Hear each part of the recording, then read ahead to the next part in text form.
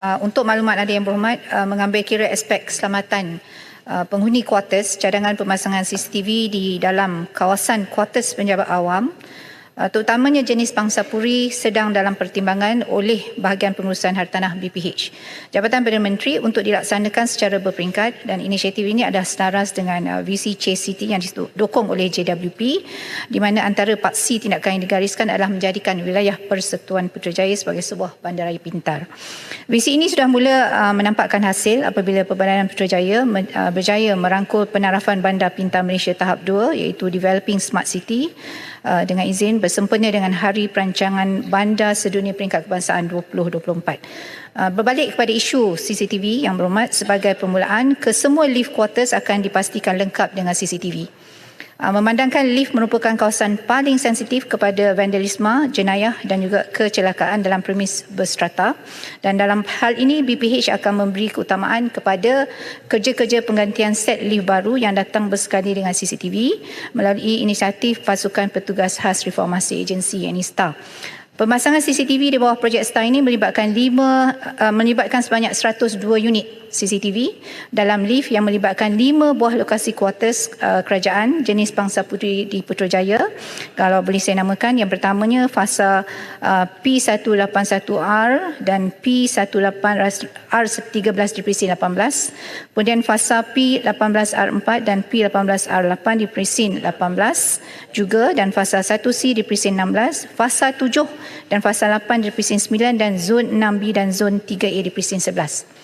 Dalam masa yang sama, PPJ juga sedang memohon peruntukan bagi pemasangan CCTV di laluan keluar dan juga masuk ke jalan utama daripada kuartus penjauh awam, sama ada jenis Pangsa Puri ataupun jenis landed property, dan akan dilaksanakan sebaik saja peruntukan disalurkan. Dan buat masa ini di seluruh Putrajaya kita ada 531 unit CCTV yang telah dipasang dan diselenggara sendiri oleh PPJ. Persatuan penduduk di kuartus masing-masing juga boleh mengambil inisiatif sendiri untuk pemasangan CCTV melalui FM mereka, iaitu Facility Management, dengan kebenaran daripada BPH. Dalam hal ini, BPH membenarkan peruntukan perniagaan digunakan untuk kerja selenggara CCTV yang dipasang atas inisiatif sendiri. Walaupun secara relatifnya keadaan kuartus kerajaan di Putrajaya yang diselia oleh BPH agak selamat dan selesa dibandingkan dengan kuartus yang diselenggara oleh agensi lain, tetapi kerajaan tidak leka dalam menitik beratkan soal keselamatan dan keselesaan penghuninya. Jadi saya telah juga mengarahkan PPJ dan meminta pihak PPH untuk memperhalusi dan menyegerakan pemasangan dan penyelenggaraan CCTV di bawah facility management masing-masing. Fokus perlulah diberikan kepada kawasan Pangsa Puri yang berisiko tinggi serta semua laluan keluar masuk kenderaan dan pejalan kaki.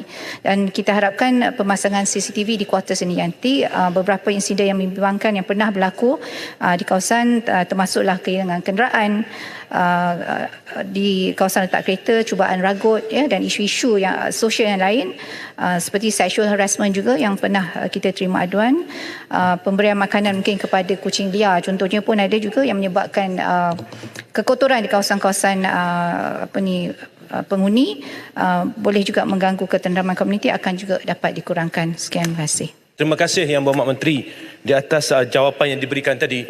Pertama sekali berkaitan dengan CCTV yang dipasang oleh Persatuan Penduduk. Dalam kebanyakan kes, ianya tidak diselenggara. Sebab itu cadangan kita supaya BPH mengambil satu pendekatan memasang di semua tempat dan dimasukkan sebagai aset BPH dan diselenggara secara berterusan. Kalau tidak, nanti bila dah rosak, dia habis macam itu. Dan Yang Berhormat Menteri pun telah jelaskan tadi antara perkara keselamatan yang timbul kerana ketiadaan CCTV. Nak guna lift ni, yang ada dalam lift amat terhad Yang Berhormat Menteri. Jadi saya mohon dilihat segera, kalau boleh berikan jangka masa pelaksanaannya.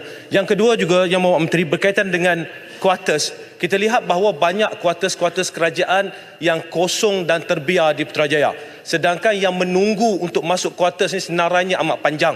Jadi apakah ataupun mengapakah kerajaan mengambil tempoh yang terlalu lama untuk membaiki kuartus-kuartus ini dan menyiapkannya supaya dapat diduduki. Dan yang ketiga, Tan Sri Yang Di-Pertua, adalah berkaitan dengan kuartus juga, itu tentang penyediaan taska dan tadika di kawasan kuartus. Permintaan dalam kalangan ibu bapa di Putrajaya khususnya yang tinggal di kuartus adalah untuk diadakan taska dan tadika kerajaan di kawasan yang berdekatan, dan setakat mana kerajaan mempunyai perancangan untuk menggunakan premis kerajaan sedia ada, sama ada di kuartus ataupun di kawasan berhampiran, untuk dijadikan taska atau tadika. Terima kasih Yang Berhormat Menteri. Berkenaan dengan kuartus yang diselenggara, CCTV yang tidak diselenggara oleh BPH ini, saya bersetuju. Sebenarnya kalau kita tengok dalam konsep Smart City ni, dia kena disekalikan. Jadi memang saya dapat juga makluman bahawa CCTV di kawasan-kawasan tak kira lah Pangsapuri awam ke ataupun kuartus kerajaan dan sebagainya, memang belum lengkap lagi. Dan saya juga telah berbincang dengan pihak perbadanan supaya semua CCTV yang ada di sekitar Putrajaya khususnya ini kita koordinatkan bersama dengan kita punya command center di Putrajaya itu sendiri. Jadi supaya jika ada berlaku perkara-perkara yang berkaitan dengan keselamatan contohnya, kita dapat uruskan dengan segera dan direct kepada agensi-agensi yang terlibat. Sebab di command center kami itu kita ada perhubungan yang baik dengan agensi-agensi kerajaan yang lain, khususnya yang berkaitan dengan keselamatan seperti PDRM dan juga KKM, ya. Jadi itu insya-Allah dalam masa yang terdekat kita akan cuba panggil semua agensi yang terlibat untuk duduk bersekali. Kemudian kuartus kerajaan yang terbiar ini, memang saya juga dimaklumkan kita sebenarnya telah juga menyelenggara kuartus-kuartus ini, dan jumlah kuartus yang diselenggara ini boleh dikatakan setakat ini untuk tahun ini kuartus-kuartus yang keseluruhannya kita ada 22,000 7 unit kuartus Putrajaya ini, dan yang kosong 1,275 unit.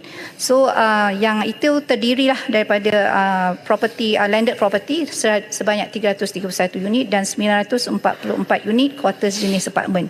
Dan kita memang telah menyelenggarakan sebanyak 1,275 kuartus yang kosong lah. Jadi insya-Allah dari masa ke semasa kita akan tambah lagi. Maknanya kalau ada peruntukan yang lebih, insya-Allah kita akan tengok lagi kuartus-kuartus yang lain untuk kita selenggarakan secara berterusan.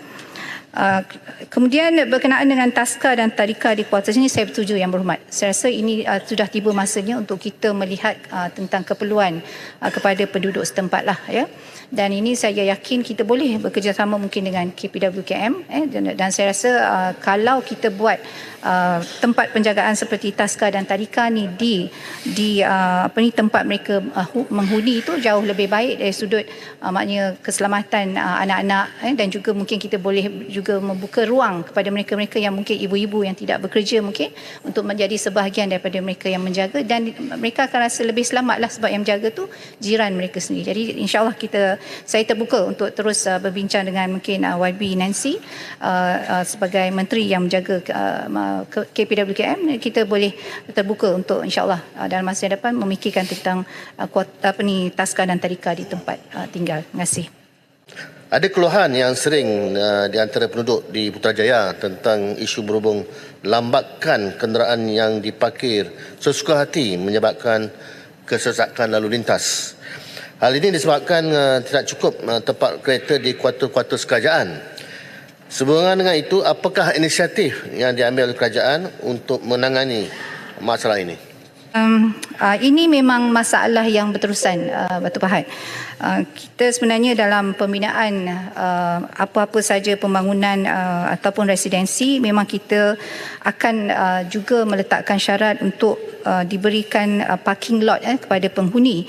Tetapi disebabkan oleh harga yang mungkin atau tinggi, jadi kita hanya membenarkan kadang-kala satu unit kepada satu tempat parking. Tetapi kalau misalnya kawasan-kawasan yang lebih sesuai, kita boleh bagi mungkin sehingga 2. Tapi itu pun bergantung juga. Jadi untuk mengatasi keadaan ini, Yang Berhormat, sebenarnya ada beberapa sebenarnya projek-projek parking lot ini telah kita selesaikan. Contohnya di fasa 5 dan 6/9, yang ini dia ada 377 lot parkir kereta, 8 lot parkir kereta orang kurang upaya dan 79 lagi lot parkir motosikal. Dan tempat letak kenderaan bertingkat juga kita dah dalam pelaksanaan di fasa 4B Presin 8, dan insya-Allah dijangka siap Yang Berhormat pada Februari tahun depan 2025. Yang ini dia menempatkan 114 lot parkir dan 52 lot parkir motosikal. Jadi yang ini saya yakin sebenarnya apa yang kita harus juga lakukan ialah menggalakkanlah penduduk untuk menggunakan public transport. Yang ini alhamdulillah sejak akhir-akhir ini di Putrajaya kita telah juga menerima peningkatan kepada penggunaan public transport. Jadi saya yakin kita juga dalam usaha untuk menambah public transport di sekitar Putrajaya. Terima kasih.